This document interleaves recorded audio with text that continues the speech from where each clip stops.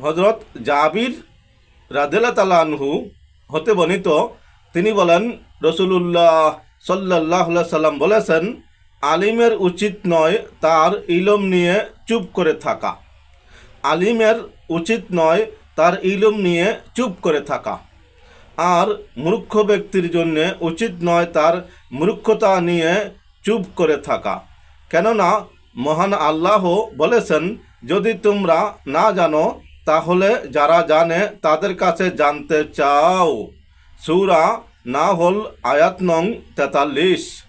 হাদিস তাবরানি ফিল আওসাত কানজুল উম্মাল। তাই আসুন আমরা নিজে যা জানি তা অপরকে জানিয়ে দেই, নিজে যা জানি না তা জানার চেষ্টা করি, তাহলে আমরা দুনিয়া আখিরাতে কামিয়াব হব।